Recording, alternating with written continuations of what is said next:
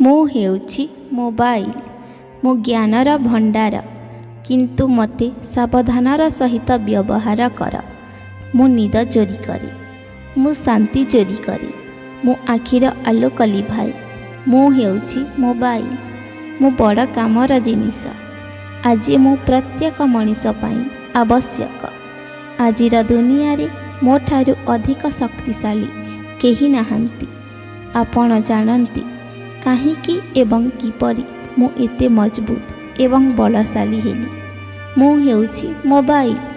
ମୁଁ ପିଲାମାନଙ୍କର ପିଲାଦିନ ଖାଇଲି। ମୁଁ ଯୁବକମାନଙ୍କର ଯୌବନ ଖାଇଲି। ମେଣ୍ଟିଲାନି ମୋର ଭୋକ। ମୁଁ ଜେଜେବାପା ଜେଜେମାଙ୍କ କାହାଣୀ ବି ଖାଇଦେଲି। ମୁଁ ହେଉଛି ମୋବାଇଲ। ମୁଁ ବହି ଖାଇଲି। ମୁଁ କାଲକୁଲେଟର ଖାଇଲି। ମୁଁ ବହୁତ ଛୋଟ, କିନ୍ତୁ ମୁଁ ବଡ଼ ପରଦାର ସିନେମା ଘରକୁ ବି ଖାଇଦେଲି। ମୁଁ ହେଉଛି ମୋବାଇଲ। ଆଜିକାଲି ମୁଁ ବହୁତ ବଡ଼ କାମ କରୁଛି। ଦୋକାନ ଏବଂ ରୋଜଗାରକୁ ଖାଉଛି। ଲୋକମାନେ ମୋ ଦ୍ୱାରା ଅନଲାଇନ୍ ସବୁକିଛି ଅର୍ଡ଼ର କରିବାରେ ଅଭ୍ୟସ୍ତ। ଗୋଟିଏ ଦିନ ଏମିତି ଆସିବ ଯେତେବେଳେ ବଜାରରେ ନୀରବତା ଦେଖାଯିବ। ମୁଁ ହେଉଛି ମୋବାଇଲ। ନା ମୁଁ ଆପଣଙ୍କୁ ଖେଳିବାକୁ ସମୟ ଛାଡ଼ିବି, ନା ବ୍ୟାୟାମ କରିବାକୁ।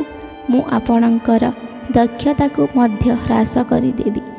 ଆପଣ କମ୍ କାମ କରିବେ ଏବଂ ମୋତେ ଅଧିକ ଦେଖିବେ। ମୁଁ ହେଉଛି ମୋବାଇଲ।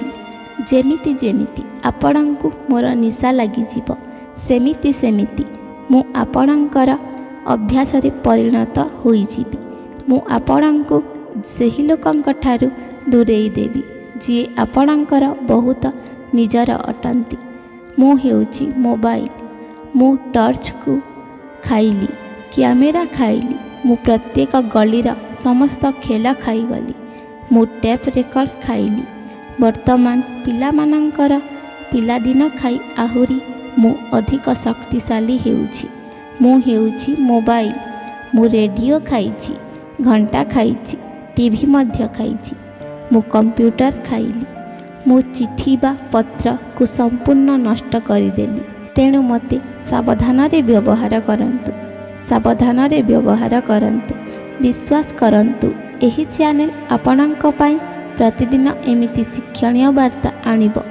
ତେଣୁ ଡେରି ନ କରି ଏବେ ହିଁ ଆମ ଚ୍ୟାନେଲ ଗୀତିକା ଭଏସ୍କୁ ସବସ୍କ୍ରାଇବ୍ କରିଦିଅନ୍ତୁ।